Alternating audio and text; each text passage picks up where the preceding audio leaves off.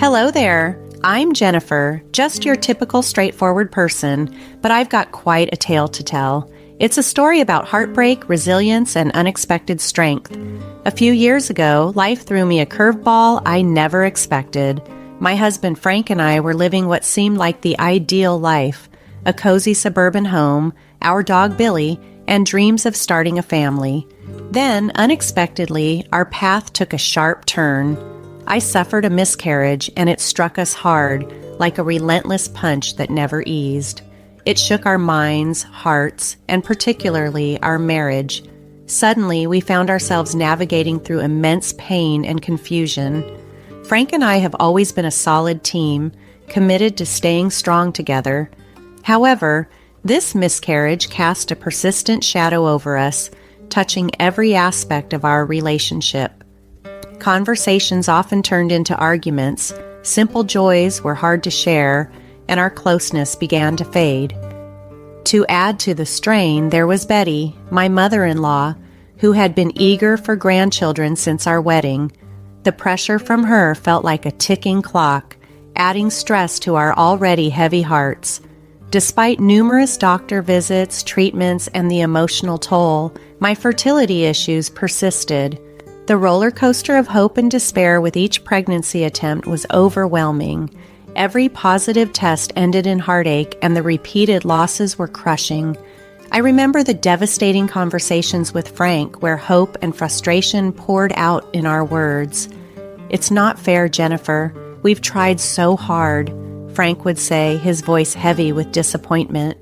"I know, Frank, I never wanted this," I'd respond, feeling the weight of our shared dreams crumbling.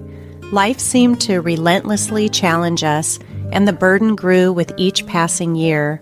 Friends and family offered support, but the journey of trying to have a baby remained daunting. It was a profound weight that constantly loomed over us, becoming heavier as time went on. Through all these trials, Frank and I learned about the depths of our strength and the resilience of our bond. The path wasn't easy, but it was ours, filled with lessons about love, hardship, and the complex journey of life. Our friends and family couldn't help but notice that Frank and I were still without children. Their well-meaning inquiries and comments about when we might have a little one often felt more like pressure than support. But Betty, Frank's mom, took it to another level entirely. Every family gathering with her turned into a relentless probe into our plans to start a family.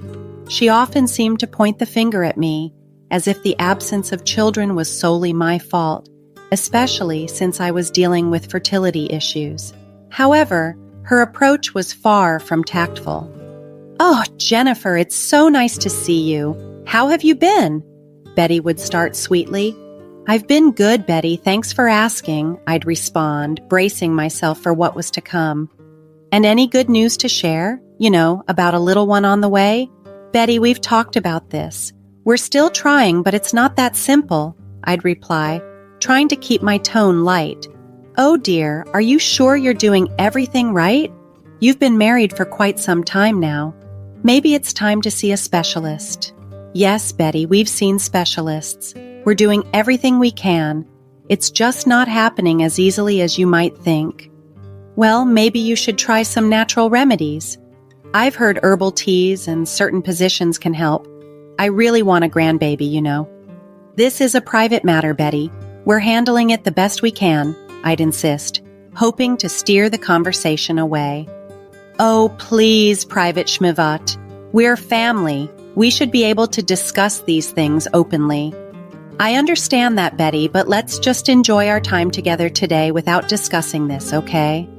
"All right, dear, but tick-tock, time is wasting and soon you won't be able to have kids." "I'll keep that in mind, Betty." It was always like this, trust me. I felt immense pressure and shame for not fulfilling her expectations of a perfect daughter-in-law who would provide her with grandchildren. Ironically, she never imposed such expectations on her daughter, who wasn't even married yet, and seemed to get a free pass. It was incredibly frustrating. This period in our lives was tremendously difficult. The pressure from Betty just kept building, and it felt like she was always holding my fertility struggles against me. I could see the strain it was putting on both Frank and me. I suggested adoption several times, but Frank was adamant about having a biological child, which led to heated arguments between us. The tension from these discussions and the constant external pressure made everything even more challenging. I expressed to Frank how painful and unfair it felt to make a distinction between biological and adopted children because, to me, all children deserved love equally. Yet, he remained fixated on having a biological child, a desire that weighed heavily on both our hearts. I couldn't help but think of the countless children out there longing for a family, a thought that deepened my sadness. As for Betty, her attitude escalated to being overtly harsh. She relentlessly blamed me for our inability to have children, as if my fertility issues were something I could simply resolve if I just tried harder.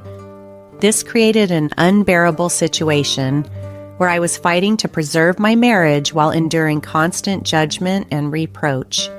It was a draining ordeal, emotionally overwhelming. Betty never hesitated to express her dissatisfaction directly. "Jennifer, you need to fix this and fast. You're the reason we don't have any grandchildren yet," she would confront me. "Betty, I've been trying everything I can. It's not as simple as you think. I'm dealing with fertility issues," I would respond, my patience thinning. "Well, you need to try harder. We can't have our family line end with you," she retorted. Her fixation seemed almost dystopian, as if she expected me to fulfill some sort of Handmaid's Tale scenario. Overwhelmed, I decided to seek some insight from my sister-in-law, Amy, who always seemed more empathetic. "Amy, I don't understand why your mom is so fixated on me having a baby. It's not entirely under my control, and she's making my life miserable," I confided. "Jennifer, it's not just about grandkids."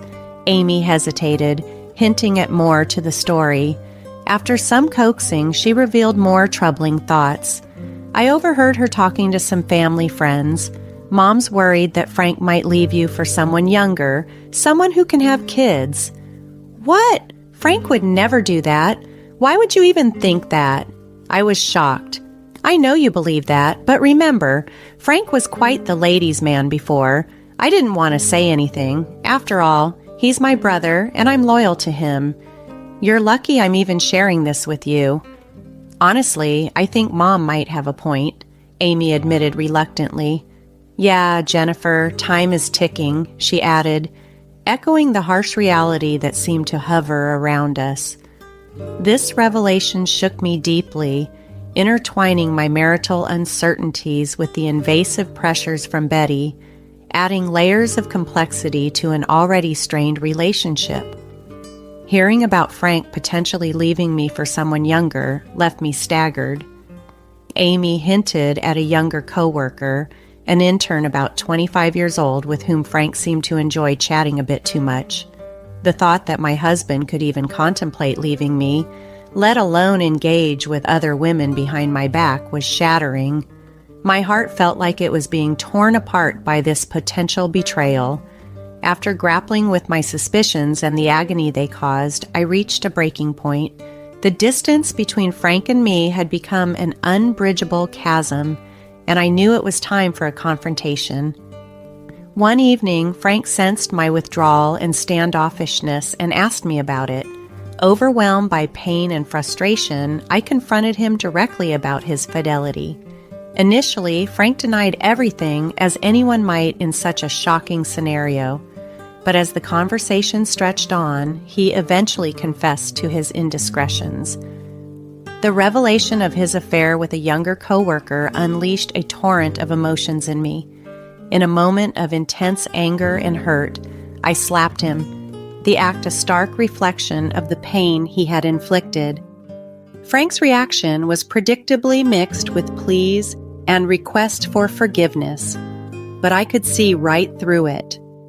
Over the years, I had built a stable and prosperous life for myself, making wise financial decisions, and advancing in my career. It dawned on me that Frank might have been holding on to our failing marriage not just because of love or the desire for a child, but perhaps also with an eye on securing a financial safety net through potential child support payments in the event of a divorce. Feeling manipulated and used, I declared that I wanted a divorce. I was exhausted by the deceit and the emotional turmoil. "How could you, Frank? How could you betray me like this?" I demanded. "Jennifer, please, just listen. I messed up. I know I did. I'm so sorry," he pleaded, his voice desperate. "Sorry doesn't cut it, Frank. You cheated on me with someone from your office," I shot back, my voice trembling with rage. "Jennifer, you have to understand. I was feeling so inadequate, so unfulfilled. I thought having a child would make me feel completely like I was worth something," he tried to explain. "Oh, so you thought cheating on your wife was the solution? Did you think that sleeping with someone else would magically make you a better person?" I countered, disbelief and scorn lacing my words. At that moment, the truth of our situation became painfully clear. Frank's betrayal wasn't just a lapse in judgment. It was a deliberate choice that shattered the trust and foundation of our marriage. "No, of course not. I was foolish to think that way. I didn't know what else to do," Frank stammered, his desperation evident. "You didn't know what to do, so you chose to hurt me instead? Do you even realize the pain you've caused?" I demanded, my voice tinged with disbelief and hurt. "Jennifer, I can't lose you. Please let me make this right. I'll do anything," he pleaded, his voice cracking with emotion. "Do you really think you can undo this with a few hollow promises? You need to mature, Frank, and take responsibility for your actions," I replied sternly, my resolve firming. As I sat in the lawyer's office signing the final divorce papers, a profound sense of relief swept through me. The burden of a broken marriage and the sting of Frank's betrayal was finally lifting. I could breathe freely again, despite attempts by Betty and Amy to make me reconsider. Their attempts couldn't mask the deceit they too had harbored. I knew what was right for me, and staying with a man who had been unfaithful was no longer an option. With the prenuptial agreement in place, the divorce proceedings were swift. I retained the house, a sanctuary where I could start anew. Frank, on the other hand, had to move back in with his mother, a situation he found less than ideal. On the day the divorce was finalized, I left the lawyer's office feeling liberated from a toxic relationship. However, as I drove home, a sudden wave of nausea overwhelmed me. I quickly pulled over, stumbled out of the car, and barely made it to the roadside before I threw up. The twisting in my stomach at first seemed like the emotional toll of the divorce catching up to me. But as the nausea persisted over the following days, I began to suspect there might be more to it. The very next day, I was jolted awake by an incessant ringing of my doorbell. To my dismay, it was Frank, Betty, and Amy causing a commotion outside. They barged into my home uninvited, shouting about the prenuptial agreement and how it was unfair to leave Frank with so little, considering my financial status. Betty wasted no time in cutting to the chase. "Jennifer, we're here to collect some money as compensation for all the years Frank wasted with you," she declared brazenly. "Have you lost your mind? Don't you realize the divorce is finalized?" I retorted, incredulous at their audacity and the absurdity of their demands. Their presence in my home, making such outrageous claims, was the last thing I needed after everything that had transpired. "I don't owe him anything." "Sure, I guess, but this sounds like some sort of side deal, right?" Frank argued, trying to justify his demand. "A side deal, yes," he insisted. "Jennifer, you've put me through a lot and I need compensation. You're lucky we aren't taking this to court." Amy nodded in agreement beside him. "Yeah, he's been through so much stress because of you. We think $150,000 should cover it." I was stunned by their audacity. A fire ignited within me as I faced them, my voice quivering with a mixture of anger and disbelief. "Are you kidding me? Do you think you deserve compensation for the years I spent trying to make our marriage work? If anything, I'm the one who deserves compensation," I exclaimed. I knew Frank was practically broke and there was no way he could pay me anything. Yet here they were, attempting to bully me into giving them money. I refused to be intimidated. With renewed resolve, I declared, "The whole point of a prenup is to protect my assets. You need to leave my house immediately." But I paused, a plan forming in my mind to truly shock them. "Wait just one moment before I do. I need to show you something." I hurried upstairs, my heart pounding in anticipation. When I returned, I held a pregnancy test in my trembling hand. Their eyes widened with shock and disbelief as they saw the positive result. As they passed the test around, I explained, "I threw up last night and decided to take the test on a whim." The result was unexpected, to say the least. Later that day, I had a hospital appointment to determine how far along I was in the pregnancy.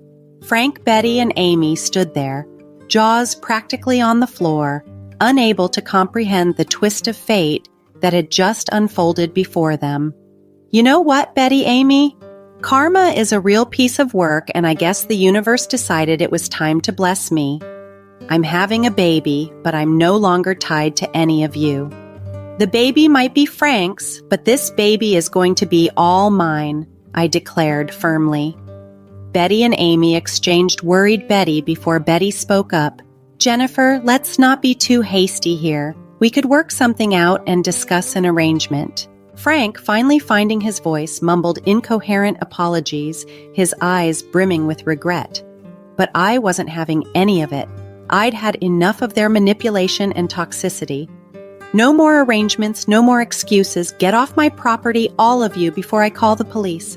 I'm done with this toxic circus," I stated resolutely, my decision firm. Betty and Amy exchanged worried Betty as I stood my ground.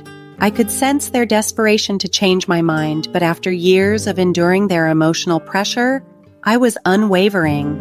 I had constructed an emotional barrier that was not easily breached. In our tense standoff, Betty broke the silence, her voice tinged with desperation. "Jennifer, you have to understand that we care about this family. We want what's best for you and the baby. Frank may have made mistakes that you knew about, by the way, but that's not important right now.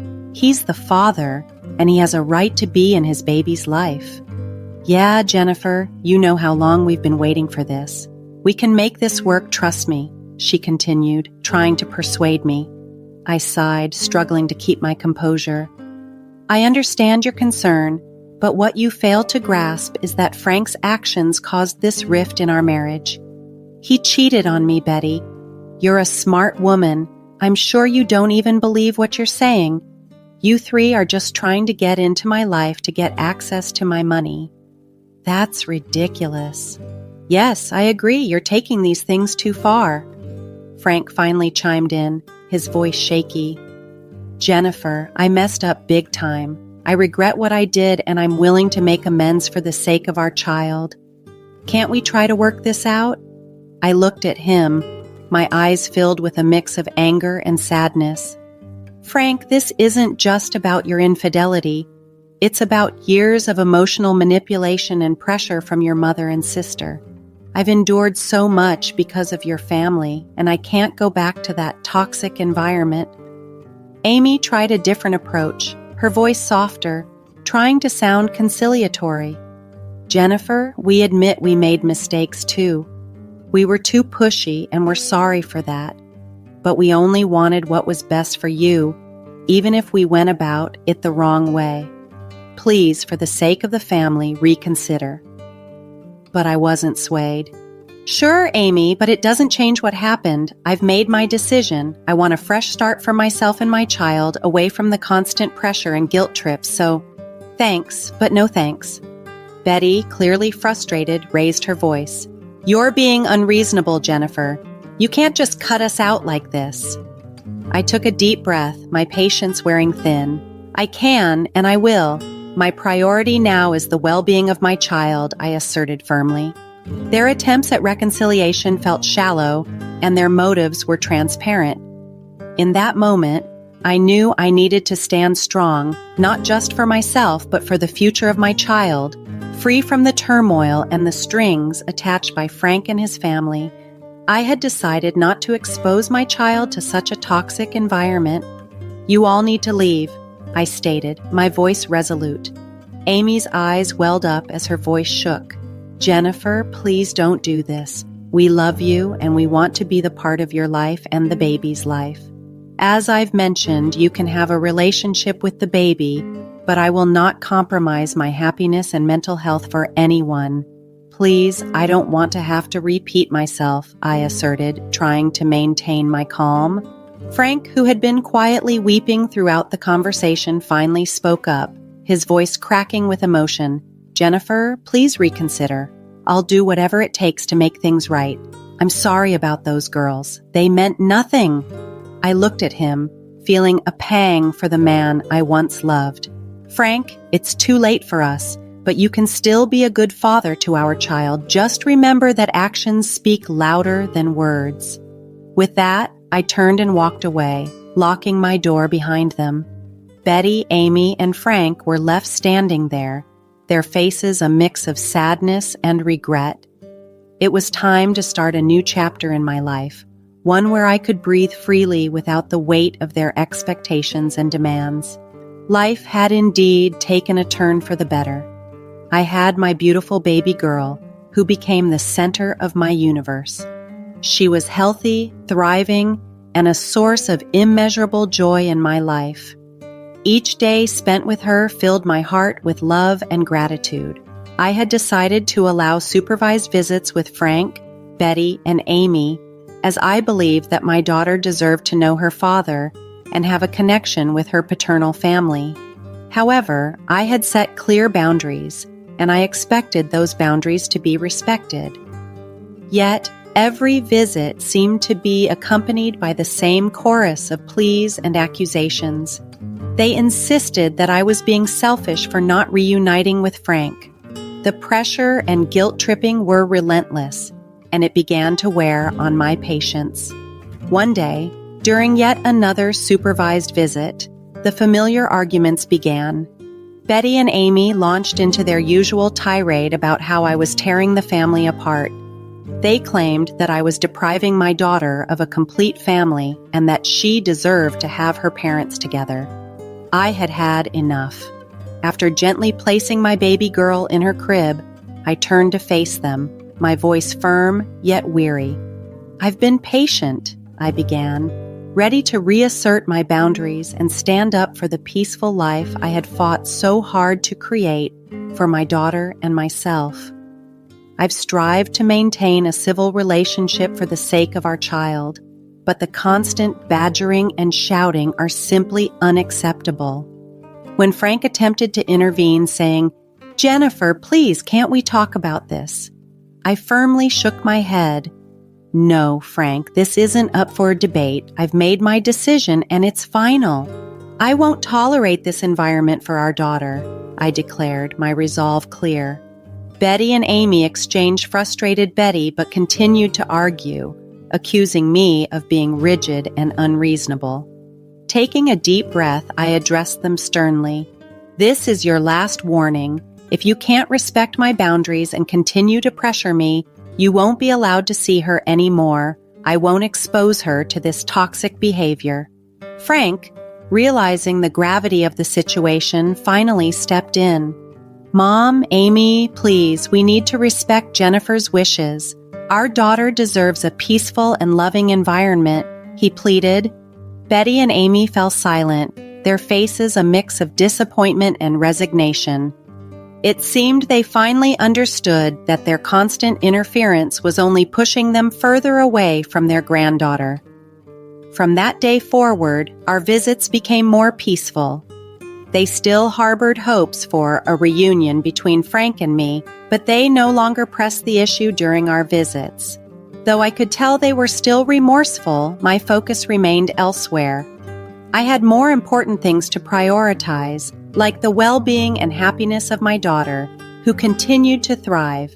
She was surrounded by love from people who genuinely cared about her well-being and mine. The change in the dynamics allowed us to foster a calmer, more nurturing environment, one that was free from the previous tensions and conducive to her growth and happiness.